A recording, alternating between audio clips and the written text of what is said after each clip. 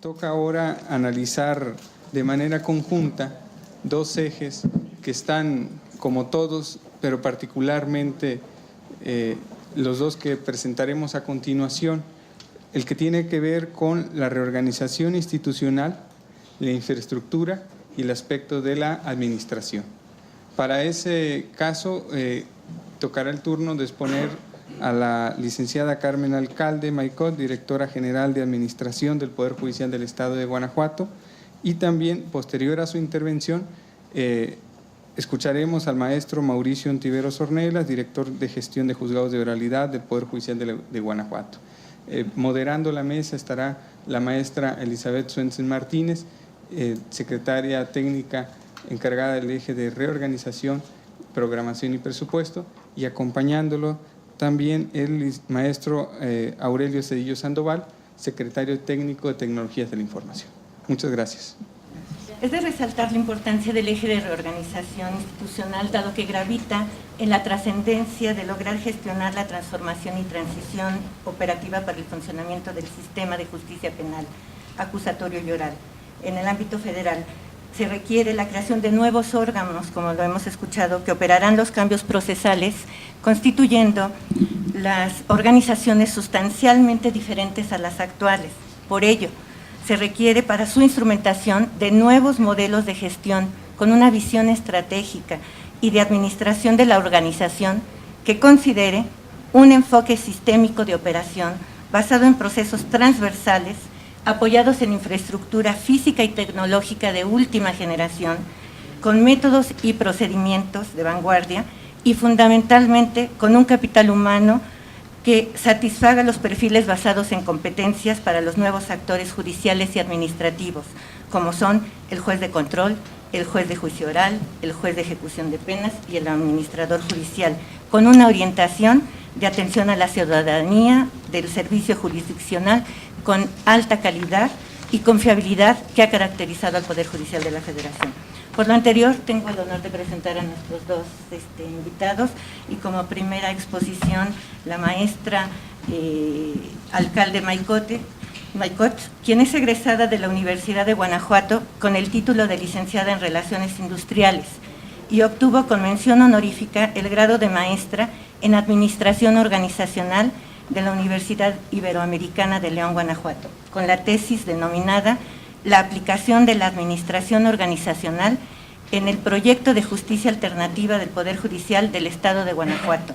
Actualmente es estudiante del doctorado en Administración de Estudios Organizacionales de la Universidad de La Salle, León, y catedrática de la División de Ciencias Económico-Administrativas de la Universidad de dicho estado.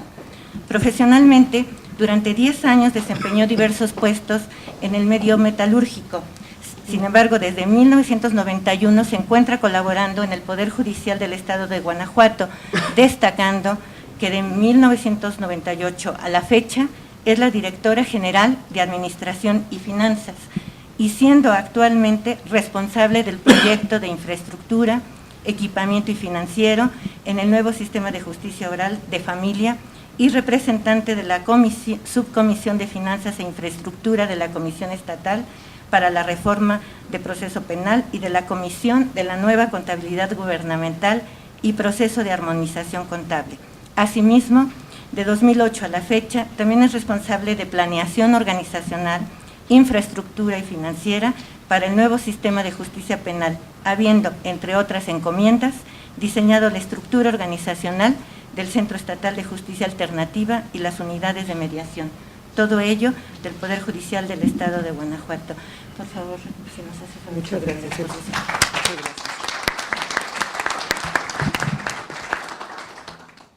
Magistrado, buenas tardes y muchas gracias por su invitación a usted y a su equipo. A algunos los tuvimos en Guanajuato y nos da mucho gusto compartir nuestra experiencia. Quiero comenzar, si le das, voy a compartir Guanajuato, la experiencia en la implementación. Y quiero plantear esta frase porque todo este párrafo que a mí me dejó muchísima enseñanza es de Eugene Bardach y nos dice que es muy difícil el diseño de políticas y programas públicos que se aprecien bien en el papel. Es más difícil aún la formulación de las mismas en frases y discursos que se escuchen satisfactoriamente a los oídos de los líderes políticos y de los electores con los cuales ellos tienen responsabilidad. Y es terriblemente difícil su implementación, de una manera que se logre la satisfacción de todos, incluyendo a los supuestos beneficiarios o clientes. Eugene Bardach es un experto en el análisis de políticas públicas y de su implementación, y cuando estaba escuchando a mis antecesores, al licenciado Cabello, yo decía, si nos hubiéramos puesto de acuerdo no hubiéramos ligado también las presentaciones, porque lo que estabas diciendo tiene mucho que ver con lo que nosotros vamos a plantear. En nuestra experiencia es la planeación inicial, la infraestructura, el equipamiento y cómo estuvimos colaborando áreas distintas en esa interrelación que comenta precisamente el licenciado. ¿Sí le das, por favor? Planeación, infraestructura y presupuestación. Es la parte que a mí me toca y que voy a ligar con la presentación de mi compañero. La planeación inicial. La planeación de un sistema completo de cambio organizacional requiere de una correcta serie de fases y pasos cuidadosamente analizados. Una correcta planeación disminuye la incertidumbre. Esta etapa va a requerir de bases objetivas muy firmes que nos indiquen y nos determinen los rubros principales del esquema. Predicciones objetivas. De estas predicciones va a depender precisamente el diseño de todos los factores adicionales, que son muchos. Tanto la sobrevaloración, que es algo que nos pasó y que despertábamos todos los días o sobrevalorados o subvalorados en el reto que teníamos enfrente, son altamente riesgosas en la planeación.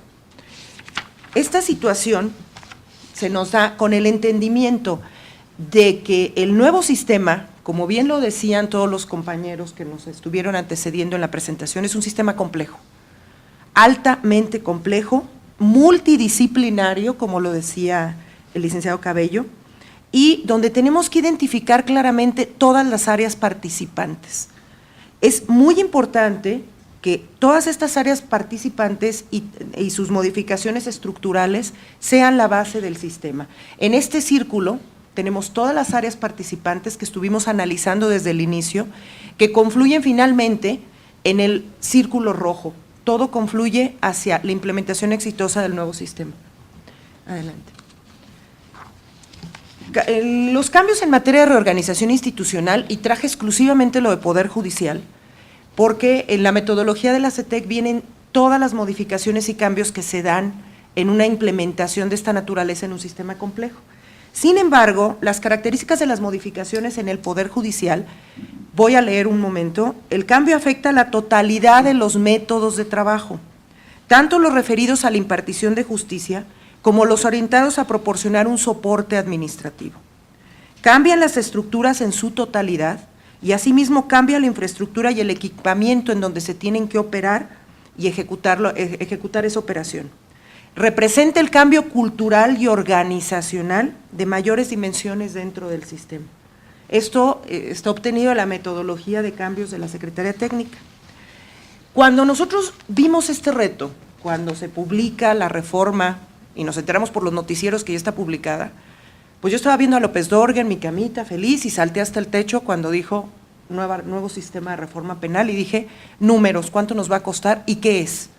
Y entonces comenzamos con un diagnóstico contextual general. El estado de Guanajuato a nivel global tiene 46 municipios con sus características propias, 23 partidos judiciales, 57 juzgados civiles, pero 42 penales, juzgados menores 7 penales, 26 civiles y 42 mixtos. Pero tenemos también edificios propios en los cuales invertimos, traemos un proyecto de 15 años de infraestructura judicial y de arquitectura judicial. Población de 5.040.000 más o menos de habitantes, delitos de mayor incidencia, homicidios, etcétera. Y entonces, este era nuestro esquema contextual. ¿Y qué vamos a hacer? ¿Se le das, por favor? ¿Y cómo empiezo? Y comenzamos todos con este signo de interrogación metido tremendamente en la cabeza. A raíz de esta situación, vimos que teníamos que hacer un esquema de planeación de un sistema complejo. Y entonces nuestra primera parte fue la interrelación institucional, como bien dijo el ponente que me antecedió. Teníamos que comprender todas las áreas de ese círculo que acabamos de mencionar. La segunda parte era la planeación y normatividad, porque esa planeación y normatividad nos van a definir el cuándo, el qué y el cómo. Si no lo tenemos, estamos haciendo castillos en el aire.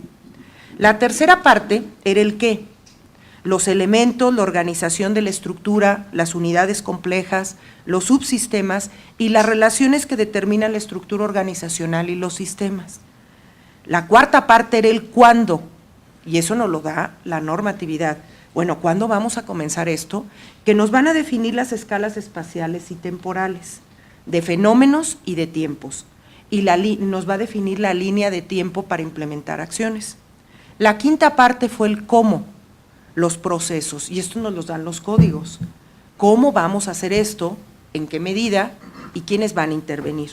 Aquí constituye el nudo central porque empezamos a definir procesos de primer nivel, de segundo nivel y de tercer nivel.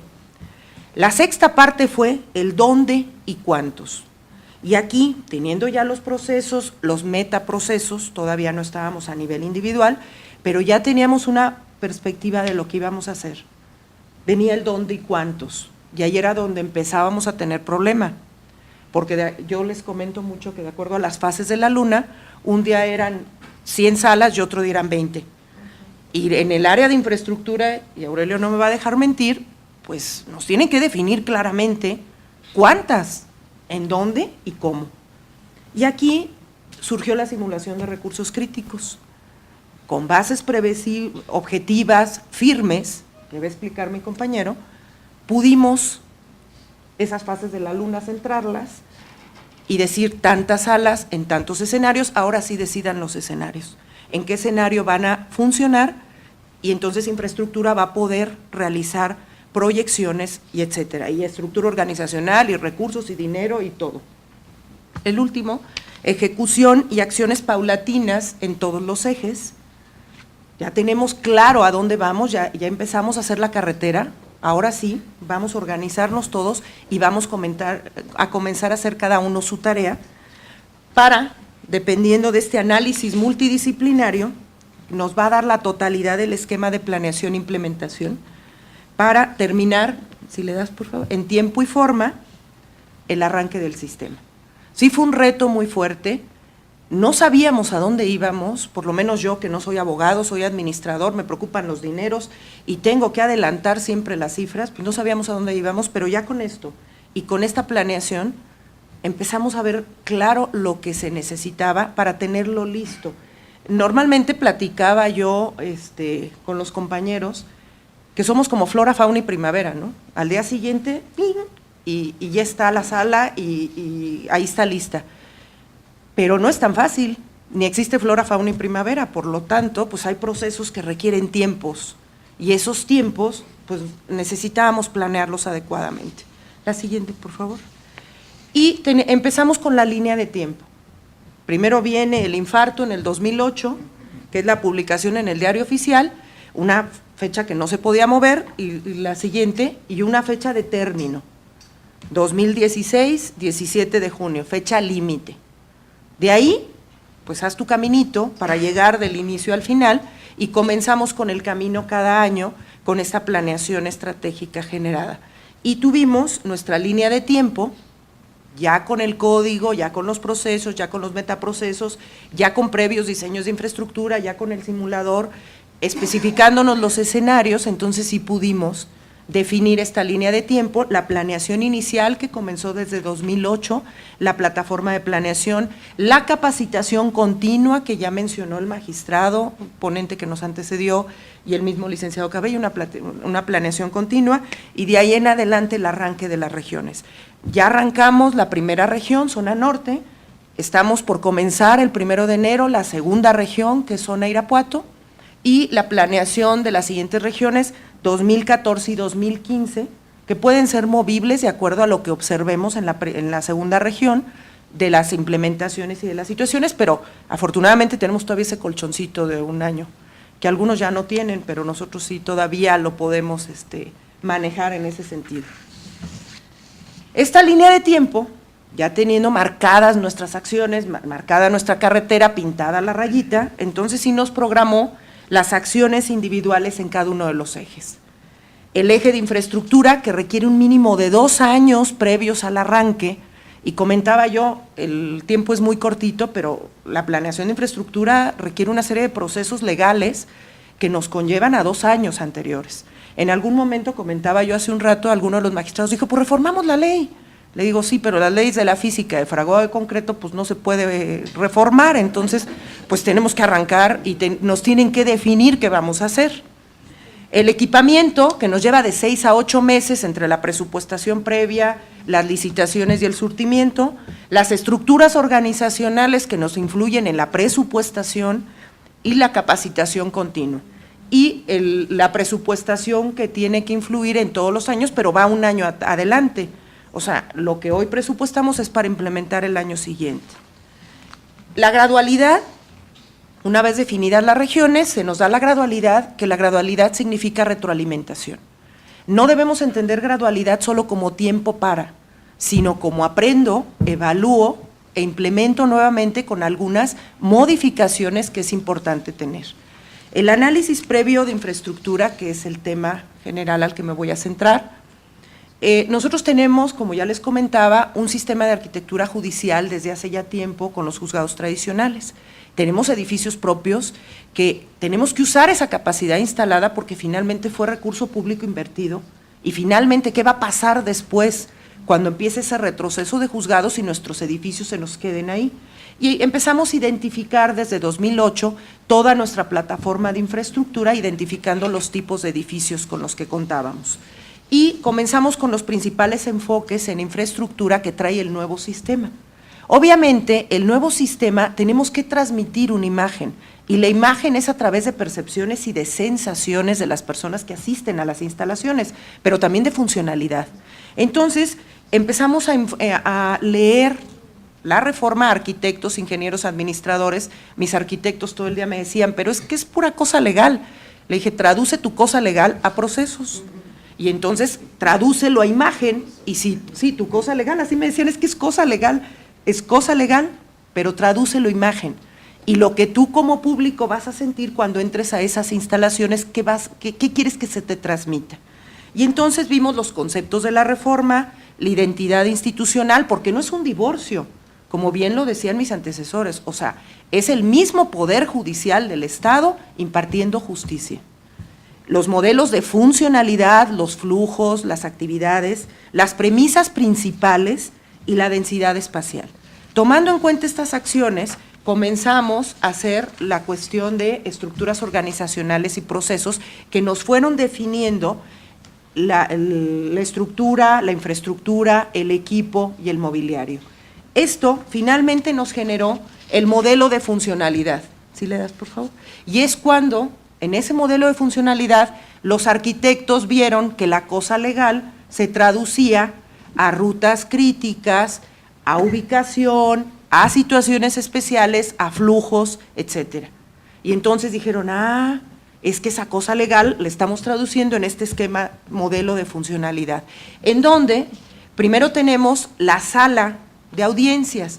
Todo mundo se va hacia la sala de audiencias, que es el vértice a donde acude todos, pero tenemos perímetros adicionales que tenemos que vigilar. Entonces tenemos el vértice inicial a donde confluye todo mundo, pero los perímetros adicionales que comprenden este modelo de funcionalidad, y comenzaron a entender el nuevo esquema. Si le das por favor a la siguiente. Encontraron las premisas principales y zonificación. Y entonces entramos a una fase en donde tenemos la zona pública, la zona restringida y la zona de alta seguridad, con sus características particulares cada una de estas zonas. Características muy diferentes al sistema tradicional que ya traíamos nosotros. Y sí significó, desde que nosotros entendiéramos que era un esquema completamente diferente de ruta crítica y de información. A raíz de estas premisas principales de zonificación, tenemos una planta de conjunto en donde, si le vas dando, tenemos la parte color verde que se refiere a áreas públicas, en donde entra gestión, entra Fiscalía y Defensoría y entra Justicia Alternativa. Este es el esquema modelo que estamos manejando nosotros para una sola sala, porque es, recuerden, en el esquema de funcionalidad, que es la sala y su perímetro, no la pura salita no te sirve, necesitas el perímetro de funcionalidad. Y entonces tenemos esas primeras partes en donde, si le sigues dando, los guardias procesales y los equipos. En esta situación, la primera parte, lo color verde, es lo que es común. Esta parte común, ¿qué significa? Que si yo pongo 2 salas o 3 salas, genero economía de escala. Puede ser que me salga más caro una sola sala que 2 o 3, ¿sí? En cuestión de precio unitario, pero esa parte es la que es común. Tengo también el área que vimos de zona restringida de color rojo, que es el área donde llegue el inculpado, ya sea que se comunique directamente al Cerezo o que lo trasladen. Tengo el área de la sala de testigos y tengo el área de jueces. Y los 4 accesos diferenciados. Fue un lío y soñábamos toda la noche con ver que nadie se cruzara, que no hubiera un solo cruce dentro de esta dinámica de trabajo. Entonces sí entendieron los arquitectos y los ingenieros por qué tenían que leer el código, ¿sí? Y entonces generamos los siguientes espacios. Ya sabemos nosotros para la tercera y cuarta región que necesitamos un mínimo de 1,710 metros cuadrados para ubicar una sola sala con su periferia. Ya sabemos también qué tipo de salas necesitamos en cada región y eso nos auxilia tremendamente el simulador. Y ya tenemos los costos por metro cuadrado, más o menos en promedio, para poder presupuestar. Con este esquema, zonificamos perfectamente bien y nuestros ingenieros y arquitectos comienzan a trabajar, ya sea en edificación o ya sea en adaptación. Hemos estado adaptando muchísimas de nuestras instalaciones para aprovechar esa capacidad instalada. El área de espera de imputados, por ejemplo, generamos un modelo en donde comenzábamos a tener la descripción del área con los procesos, la planta, el diagrama de organización y los requerimientos en cada una de las áreas. Seguimos con el área de telecomunicaciones y equipamiento. ¿Sí le das, por favor? Tenemos la sala, que ya les comenté hace un rato, con la ubicación. Esta planta, lo único que se mueve de aquí es la parte del público. Todo lo demás, que es el área de trabajo, está completa. Seguimos con telecomunicaciones. En el área, ¿sí le das, por favor, la siguiente?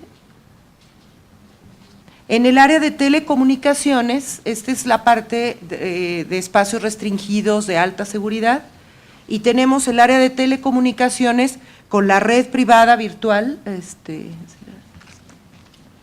¿Sí le das?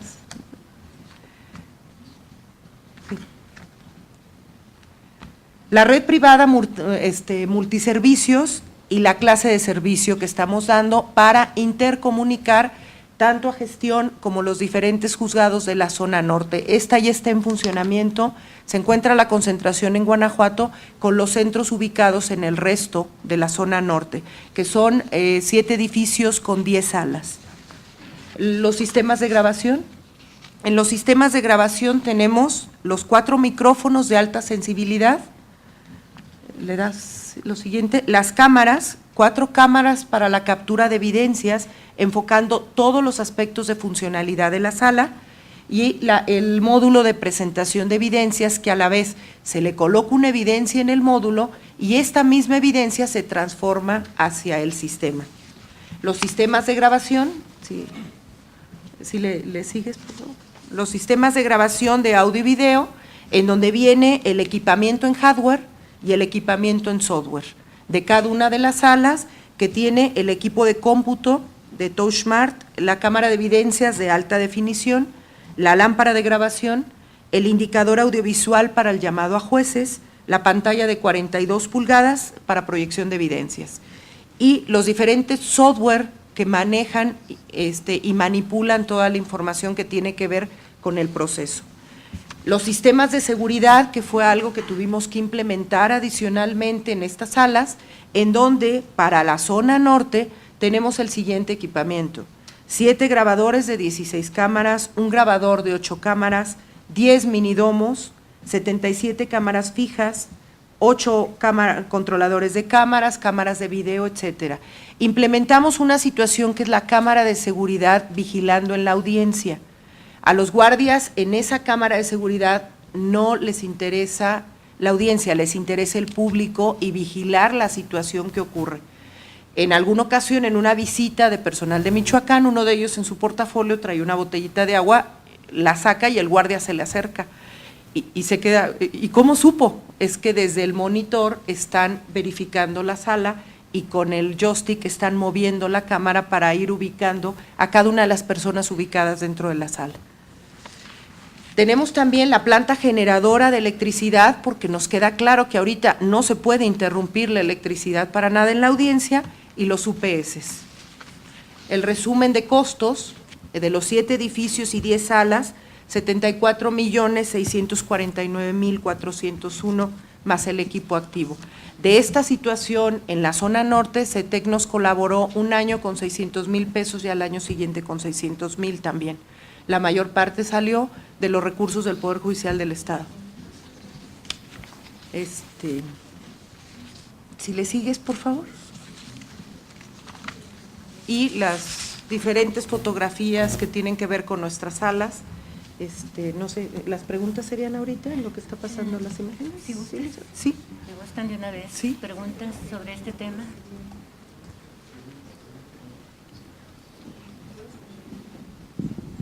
Son imágenes de las salas que tenemos en zona norte.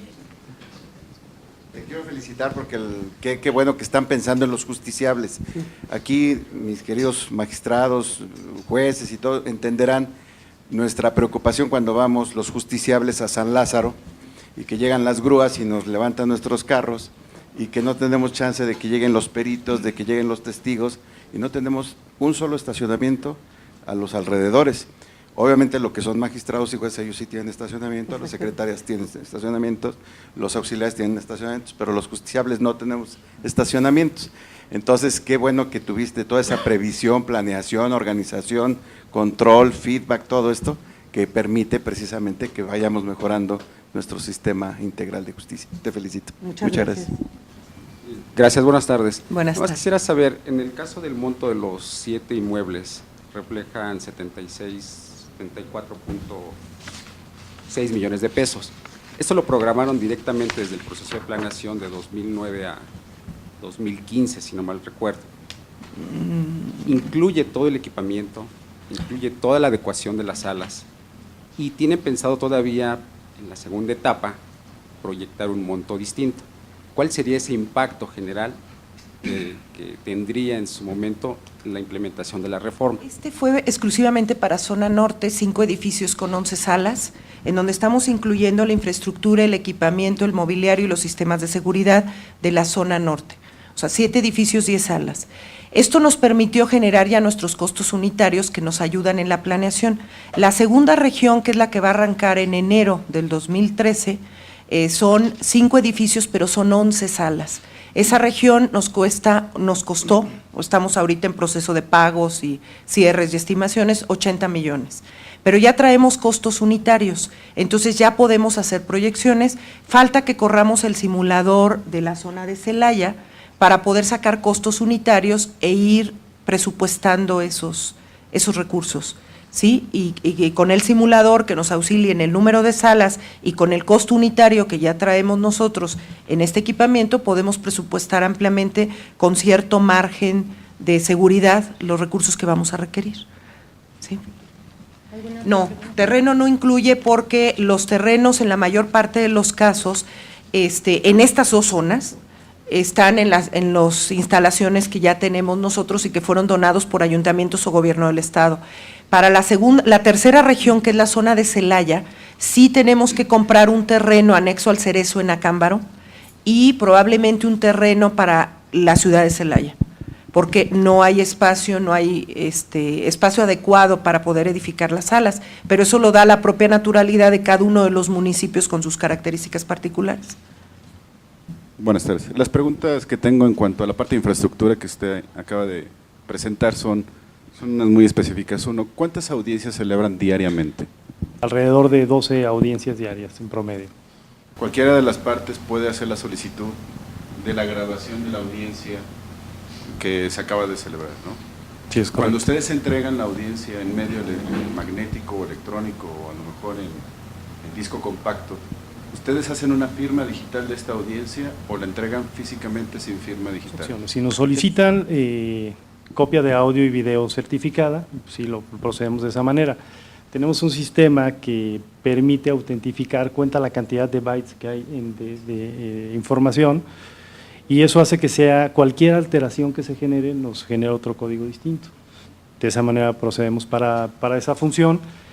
Y con respecto a cuando nos piden copia simple, de hecho dejamos un módulo, es una computadora que está en el juzgado, llega el agente del Ministerio Público, el defensor, que tiene autorización con su USB y extrae la información. La siguiente exposición nos hará favor el maestro Ontiveros Ornelas, quien obtuvo el título de licenciado en Administración de Empresas por excelencia académica y de maestro en Ingeniería y Gestión de la Calidad de la Universidad Iberoamericana de León, Guanajuato. En el ámbito académico desempeña puestos de catedrático, investigador y de dirección de la gestión de consejos técnicos en la misma universidad. El maestro Ontiveros actualmente es el coordinador general del Sistema de Gestión de Juzgados de Oralidad del Poder Judicial del Estado de Guanajuato. Esta unidad es especializada en procesos de planeación, implementación y operación del sistema de gestión de soporte para la instrumentación de las reformas procesal penal, procesal oral en materia de familia y procesal oral en materia mercantil en el Estado de Guanajuato. Anteriormente fue director del plantel del Instituto de Estudios Universitarios en la ciudad de Salamanca, coordinador del área de posgrados del Departamento de Ciencias Económico-Administrativas en la Universidad Iberoamericana y se desempeñó como secretario de Gestión Estratégica y Profesionalización en el Instituto de Formación de Servidores Públicos del Poder Judicial del Estado de Guanajuato. Si nos hace favor, maestro. Muchas gracias, buenas tardes. Quiero agradecer al magistrado Vázquez Marín su confianza y su atenta invitación. Para nosotros es un gusto estar aquí en conjunto con el gran entusiasta equipo que conforma la unidad. Pues bien, sin más preámbulo, yo quiero comentarles, uniendo la presentación que la licenciada alcalde nos hizo favor, pues quiero complementar a un nivel más de detalle este proceso. Y bueno, pues tomar buenas decisiones es importante, pero consideramos que más importante aún es cómo llevarlas a procesos de implementación exitosos, que es verdaderamente el reto en cuanto a estas mecánicas, por todas las fuerzas que están, digamos, no visibles y que van surgiendo en los procesos de cambio. Por lo mismo, la implementación es llevar ideas de política pública a la práctica, es frecuentemente la parte más difícil e incierta de cualquier proceso de cambio de alto nivel. Entonces, nosotros partimos de esta conciencia y la idea fue pues pensar desde un inicio, identificar cuál es este grado de complejidad. Y bueno, pues aquí les dejo algunas preguntas que nos hicimos en su momento, que era, por ejemplo, ¿cuántas actividades se requieren para que esa política pública se ejecute? ¿Cuántos tipos de actores distintos tienen que estar de acuerdo para que esa política pública se lleve a cabo? ¿Qué tanto debe cambiar su comportamiento los funcionarios, organizaciones y beneficiarios para que esa política pública sea exitosa y llegue a buen puerto? ¿Cuánta cooperación se requiere entre los implementadores, los beneficiarios y otros actores involucrados? ¿Cuántos niveles de gobierno están involucrados en este proceso de cambio? Y bueno, preguntas como estas nos son útiles para anticipar la complejidad del proceso de implementación. Y la idea es, en el momento que ubicamos la complejidad del proceso de implementación, podemos desprender actividades que tienen que ser más consistentes al grado de complejidad del proceso. Este es el esquema que nos comentó la licenciada alcalde. Nosotros comenzamos con un proceso de planeación prácticamente desde el nacimiento de la reforma en el 2008 y pues prácticamente se fueron 3 años antes de que llegáramos al proceso de implementación de arranque en la región 1. Ahora, el proceso de gradualidad es muy importante no solo por las condiciones de suficiencia económica, sino porque nos permiten aprender. Y, es decir, lo que estamos creando en Guanajuato y en otros estados, pues son prototipos. Y hay un gurú en estos temas, Eli Goldratt, que nos dice que solo un ingenuo pensaría que un prototipo funciona bien a la primera. Entonces la idea es que tenemos que ir combinando estos tiempos, tenemos que ir aprendiendo de una manera sostenida para poder llegar a buen puerto y cada vez que cada una de esas etapas sea mejor. Siguiente, por favor. Bien, en Guanajuato, la Comisión Estatal para la Implementación del Nuevo Sistema de Justicia Penal y Seguridad Pública determina la división de nuestro Estado en 4 regiones funcionales para generar el proceso de implementación. Y se decide arrancar por la región 1, que esta región, si bien es la más grande en territorio, pues concentra cerca del 18% de la población del Estado. Y con lo tal, derivado de un análisis, determinamos que la cantidad de delitos, el impacto de estos delitos facilitaba que este proceso de gradualidad se diera. Ese es el mapa del Estado de Guanajuato. Tenemos las 4 regiones, la que está en color verde es la región por la que arrancamos, como les comentaba, es la geográficamente más grande, más amplia, son 15 municipios, pero pues la población el nivel de concentración es la menor en el estado.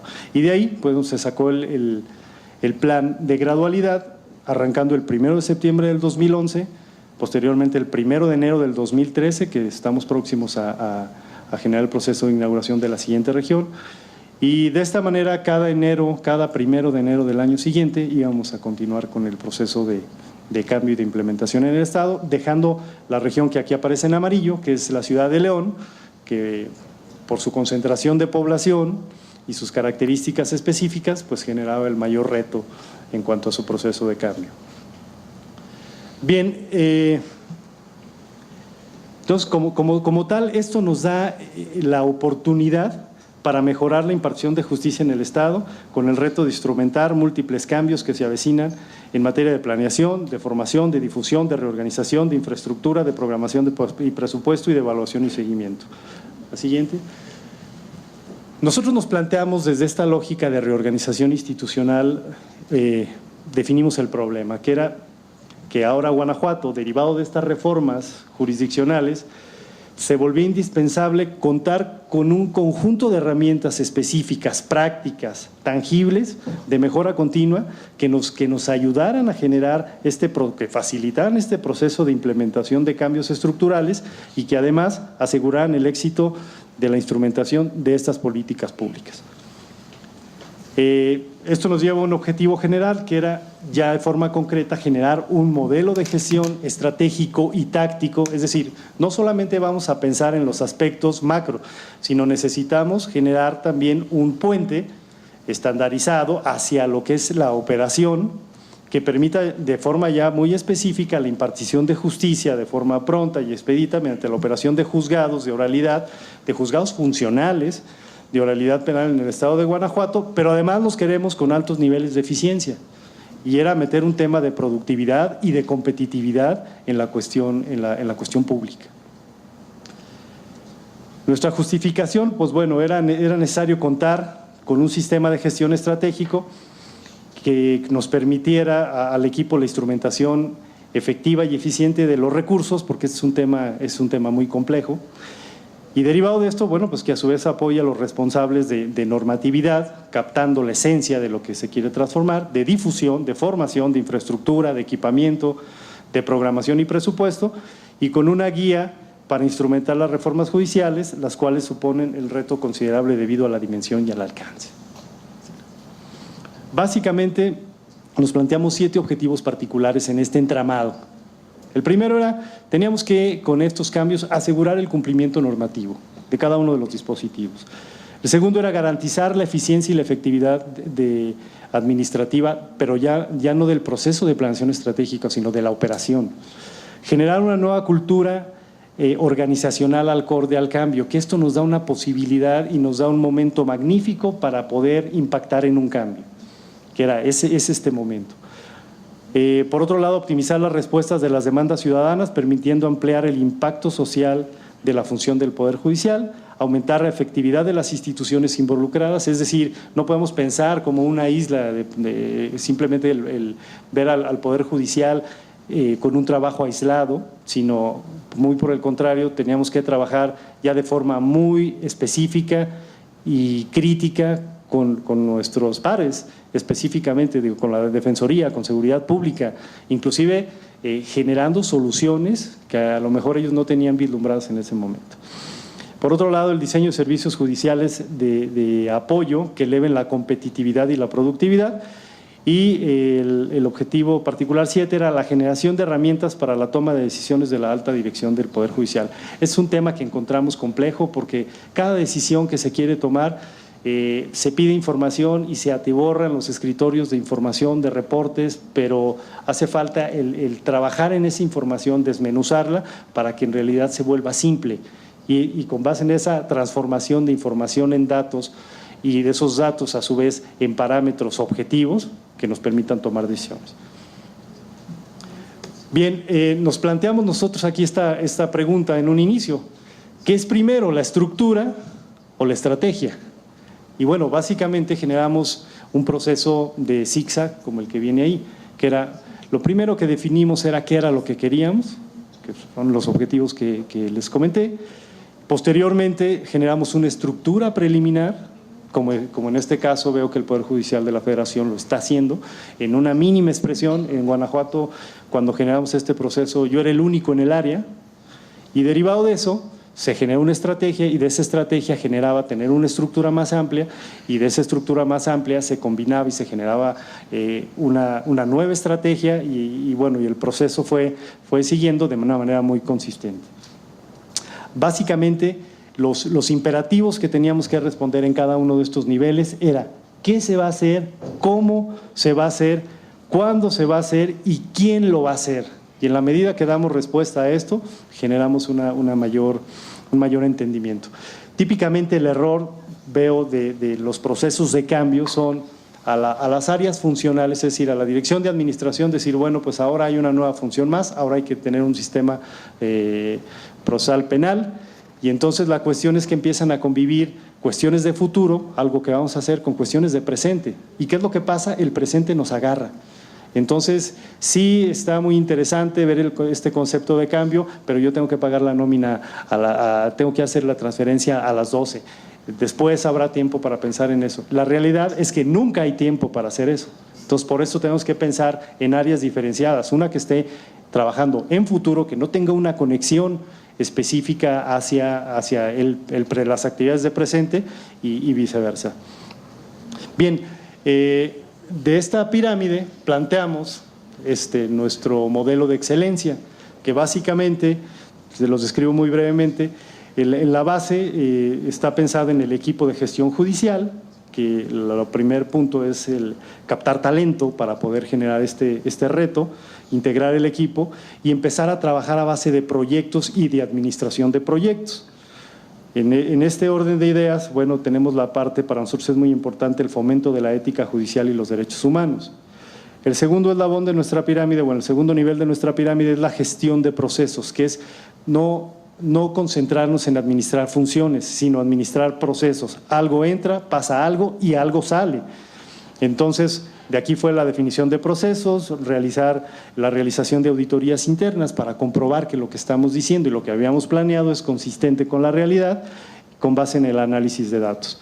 Una vez que teníamos esta base, bueno, la parte de estimación de recursos es una parte fundamental donde tenemos múltiples herramientas hoy en día que nos permiten analizar cargas de trabajo, normatividades, optimizar estos recursos, estas cargas de trabajo y determinar, pues, los recursos que vamos a utilizar.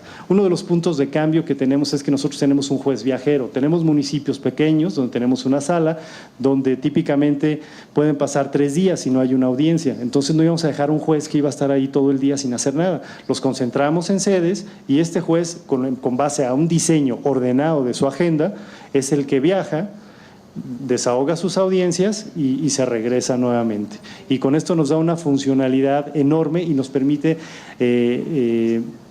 disminuir la cantidad de funcionarios. Tenemos juzgados que los operamos con 2 personas nada más, aparte, bueno, de la gente de vigilancia, y esto nos permite tener, por aquí preguntaban hace un momento, el número de personal. Le respondo, en el juzgado tradicional teníamos al juez y un equipo promedio de 12 funcionarios que estaban trabajando. Ahora estamos trabajando, por juez tenemos 3.7 funcionarios, entonces, es decir, tenemos un ahorro considerable en cuanto a la mecánica del manejo de personal. En cuanto a los jueces, al principio tuvimos un proceso de cambio muy fuerte porque ellos no querían ceder el control de sus agendas, sin embargo encontraron que el manejar todas las variables que se generan es complejo y una vez que las cargas de trabajo empezaron a ser ya más consistentes, se desatendieron del tema y entonces, bueno, pues empezamos a tener mayor asertividad con ellos y al día de hoy, bueno, pues ellos ya ceden completamente el uso de su agenda. Entonces, nosotros procuramos que para que eso sucediera, teníamos que impactar en la calidad de vida del juez, generándole jornadas de trabajo adecuadas y generándole las menores molestias para que pudiera realizar su trabajo. Y en el momento que hiciéramos eso de forma consistente, pues íbamos a tener la confianza de los jueces. Eso nos llevó 7 meses en este proceso de choque al principio, pero que se dio. Bien, si lo pudiéramos ya materializar en una estructura ya muy clara, nosotros tenemos 13 pasos de este modelo de planeación táctica, que es, lo primero que hicimos fue tener un plan estratégico y un cuadro de mando integral, es decir, cómo vamos a alinear la planeación del Poder Judicial, la planeación de la reforma, la planeación del gobierno federal a 30 años, la planeación del gobierno del Estado a 25 años y todos en un documento que fuera consistente con esta realidad. Por otro lado, y respondiendo al cómo, la ley del proceso penal en Guanajuato la mapeamos en procesos, en una metodología, se llama BPMN, que es procesos críticos, y entonces cuando entendimos, y les explico por qué el mapearla, porque nos creó un vínculo de comunicación entre ingenieros, matemáticos, estadísticos, administradores, jueces, magistrados, todos con una carta de procesos que hacía que la comunicación fuera muy clara y que todos estábamos hablando de lo mismo. Una vez que ya habíamos hecho esta traducción de la cosa jurídica, diría Carmen. Los ingenieros. Ingenieros civiles, Posteriormente generamos lo que fueron los escenarios y la determinación de recursos críticos. Aquí ya era responder ya de forma muy precisa qué es lo que vamos a necesitar, cuántos jueces de control, esos jueces de control, cuántos tribunales van a formar, cuál es la mejor ubicación para ponerlos, cuáles son los costos, y generamos escenarios multivariados, es decir, como no tenemos una bola de cristal para predecir lo que va a pasar, sí podíamos generar escenarios, es decir, si con tales características, es decir, con la misma entrada de delitos que tuvimos el año pasado, en estas características, en estas zonas y demás, bueno, ¿cómo se comportaría el sistema si le ponemos 9 jueces y le ponemos 10 salas? Y empezamos a tener toda una cantidad de información que nos permitían llevar a niveles de diseño. ¿Qué era esto? Bueno, nosotros queremos que nuestros juzgados funcionen en un nivel de operación del 70 al 75% aproximadamente. Y que esto le dé la posibilidad a los jueces para que hagan 3 cosas nada más. 1, estar en audiencia, generar resoluciones judiciales y tener tiempo de estudiar. Ese fue el objetivo específico. Y no generar sobrecargas como en el sistema tradicional, unos jueces que tienen enormes cargas de trabajo y otros que no la tienen de manera consistente. Bien, estos 3 puntos que aparecen en color azul, pues nos generaron un esquema de planeación táctica ya muy claro. Posteriormente, para la parte de organización, básicamente generamos aquí ya manuales de procedimientos, que era, como ya sabemos cuál es el proceso que vamos a hacer, bueno, pues ya es muy fácil generar el procedimiento y ponerle dueño a ese procedimiento y ponerle indicadores a ese procedimiento y entonces poder asignarlo. A su vez generamos un manual de calidad que tiene una base fundamental en ISO 9000 que nos da 141 puntos mínimos que cualquier organización tiene que tener, pero no son los ideales, son los mínimos. Es decir, desde todo el manejo específico de la gestión de soporte que se tiene que dar. Generamos un manual de estadística judicial y al último un manual de puestos. Para esos perfiles ya le decíamos a la gente, usted va a hacer esto, aquí está su mapa de proceso, estos son sus indicadores, esto es lo que se le va a medir, esto es lo que esperamos de usted, y entonces ya su trabajo era ya mucho más fácil, incluso el proceso de capacitación. Posteriormente, las actividades de dirección y control, bueno, pues nos encargamos de evaluar el desempeño individual del juzgado, y de cada uno de los funcionarios que participaba con evaluaciones periódicas, en las cuales retroalimentamos a los funcionarios si su desempeño es acorde a lo que se planeó o no.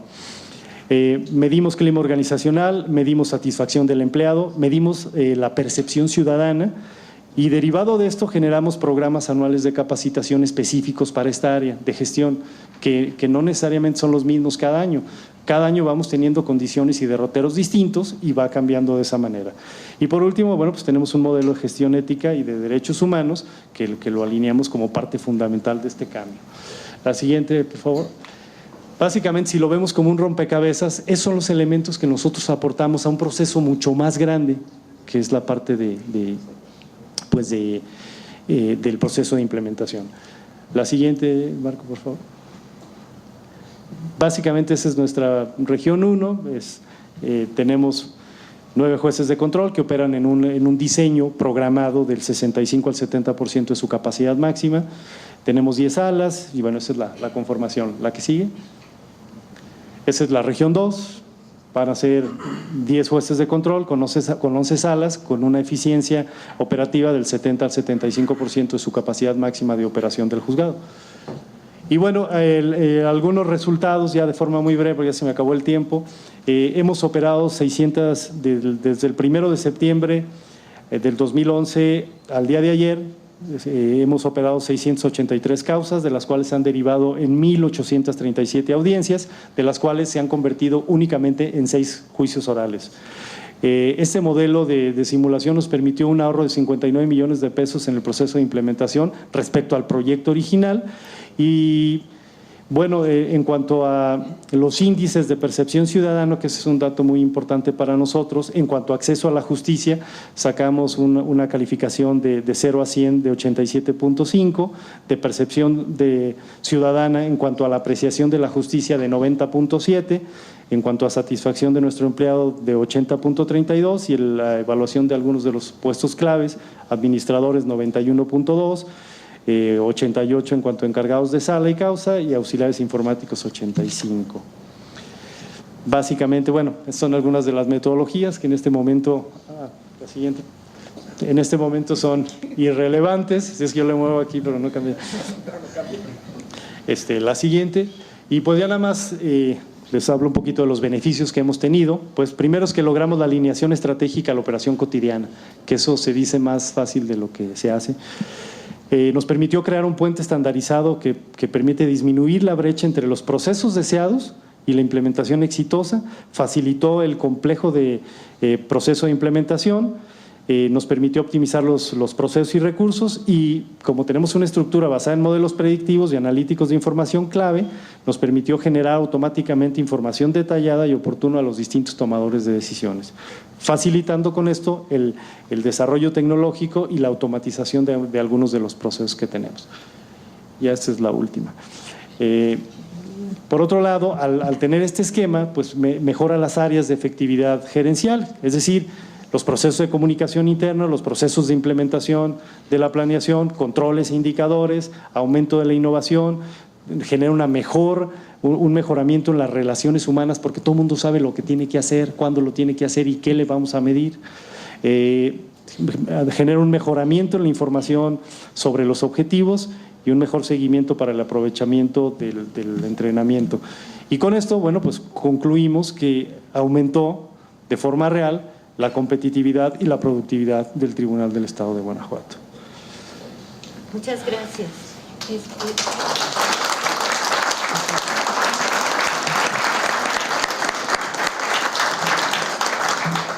maestra alcalde desea dar respuesta a la pregunta. Ya habiendo visto la estructura organizacional que expuso Mauricio, los costos que nos hacía la pregunta el compañero para la primera región, que fue Zona Norte en recursos humanos, fueron de 11,200,000 pesos. Para la segunda región ya lo estamos gastando ahorita porque el Poder Judicial trae una dinámica en la cual separa a los jueces de la función y los tiene capacitando durante de 6 a 7 meses.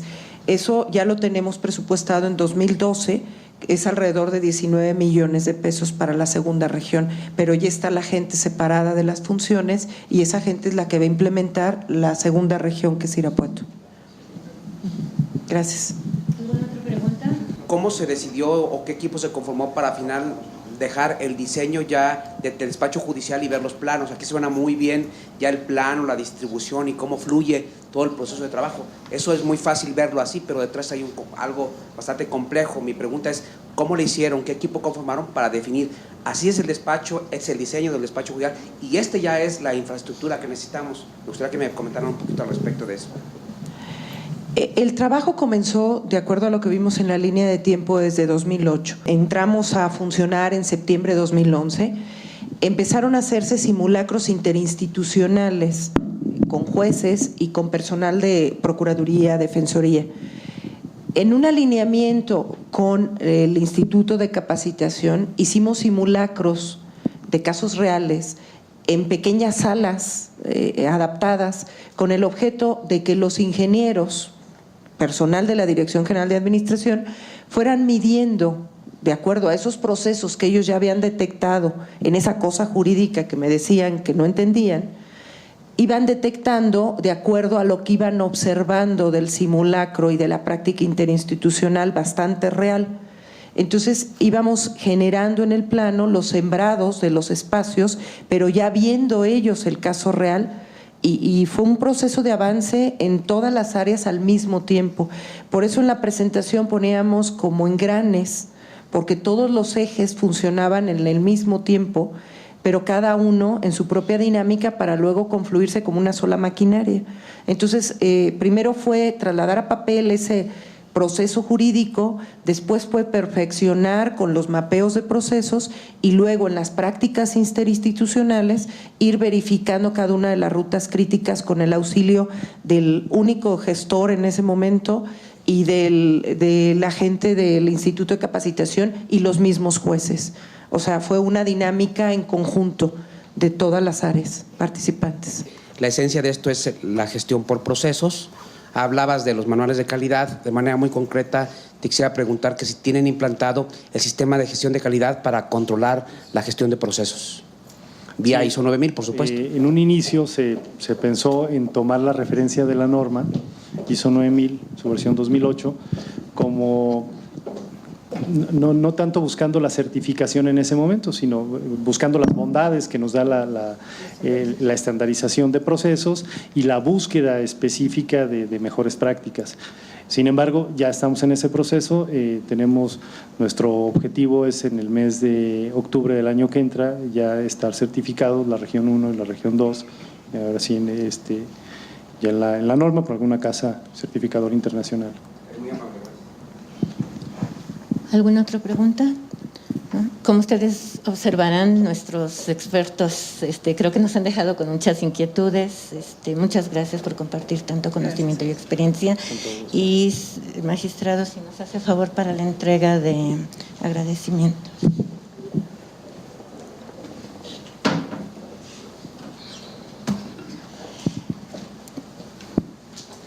Creo que el reto que nos han señalado hace que todas las áreas estemos inquietas de unirnos y colaborar fuerte. Gracias.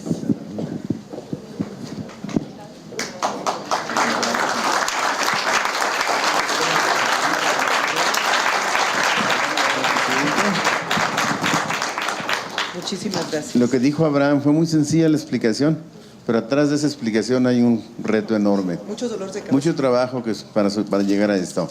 Felicidades, licenciada alcalde. Muchas gracias. Licenciado Ontiveros. Muchas gracias por su confianza. Por haber venido y por la aportación de ustedes en esta. Muchísimas gracias. en este seminario. Y también a nombre del señor presidente y su servidor, un agradecimiento. Muchas gracias. Y unos libros, uno de ellos es todo el derecho convencional. Todas las convenciones. Es la cosa jurídica.